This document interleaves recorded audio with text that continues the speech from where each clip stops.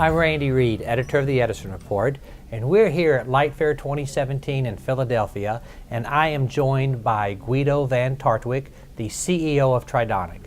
Guido, welcome. Thank you very much, Randy. And welcome to North America. Oh, really, literally, because I understand you are just now coming to North America.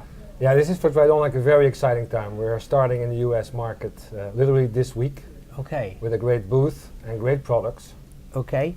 Tell us, why now? Why is Tridonic coming to the US now? Yeah, this is the perfect time for Tridonic to join the US market. We bring a few things to the table, especially in the connected lighting space that we think are perfect for the US market today. And we want to show it, talk to customers and make it all happen. Well, I was by your booth earlier. It was being set up, and it looks quite impressive. Tell us a little bit about IoT and kind of your products designed for connectivity with IoT. Correct. Well, Tridonic has a 60-year history in building the brains of lighting. Okay. So we started in the late 1950s building traditional ballasts, and that's the electronics that no one ever sees. It's behind the ceiling, in your troffers or your wall sconces behind the wall.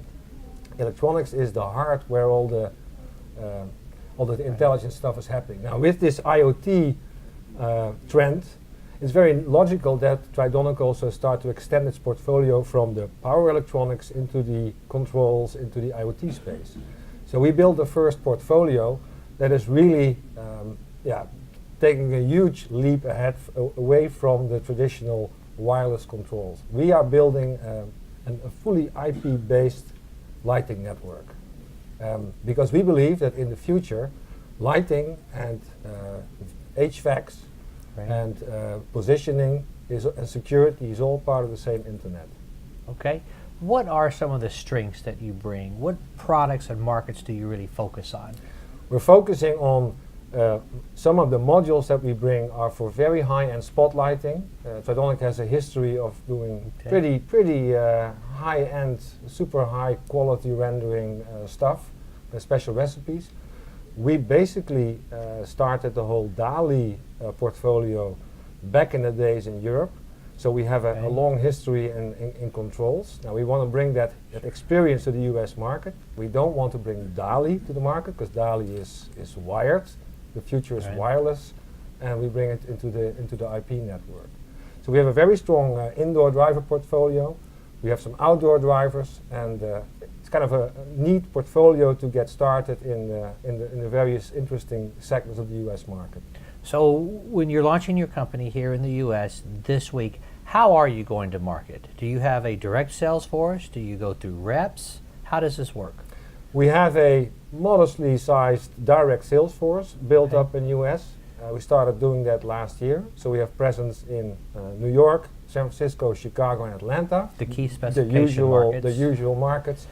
And of course, we're adding a few distributors to see when the volumes start to flow, how we can build on that. Are you going after the lighting designers to get your product specified into fixtures, or are you working with the OEMs trying to convince them to use it, or both? Usually you have to do both.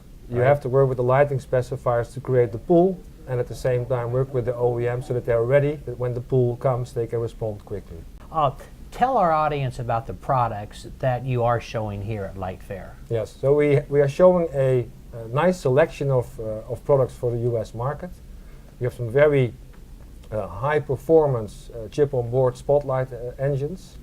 We have some indoor drivers typically geared for the US market. 0 to 10 volt, the right voltage, you know how it works, and some outdoor drivers. But I think the big showpiece of our booth is what we call Net for More. And Net for More is our term for our IP-based connected lighting system. Net for More? Net for More. Okay. It basically gives our customers the potential or the option to go with lighting beyond lighting and really get into a service model. So it's a toolkit. Wait, back up. Because the whole industry, I think, or many people in the industry are looking for this lighting as a service. Yes. Are you saying with this system, this helps with lighting as a service? So we believe that the whole world is now rushing into a completely connected world where everything gets an IP address. Well, if you really think about the details, giving every fixture an IP address is is quite possible, but you have to have the whole infrastructure built up. Once you've done that, lighting is part of the internet, and lighting is just lighting, and you can do so much more if every fixture has has an IP address. So Net for More basically gives you the basic infrastructure to give lighting an IP address in all your fixtures, but once you have that, the toolbox is open to go into indoor positioning, connected to security systems and to HVAC. It becomes an indistinguishable part of the internet. Okay, well that sounds fascinating. When I was in your booth, I saw something called DC string. What is that? Very good question, Randy. So DC string is actually a very nice way to minimize the need for what the US people call shoebox electronics. If you have your track lights, right. in the old world you had these big shoeboxes of converters or ballast that you had in. If you convert that to a lower voltage track, and we choose 48 volts, basically your electronics can be miniaturized. And you can get very slim and neat tracks. So we have a system, it's fully available, it's called DC string, as in direct current, that allows customers to make very neat spotlights, where each of the spots can be individually dimmed. Okay, and it's 48 volts. 48 volts. So you don't need the inverters or the transformer. Yeah. Okay, that sounds great. Well, I want to wish you a wonderful show, and thank you so Thank you very much. Okay.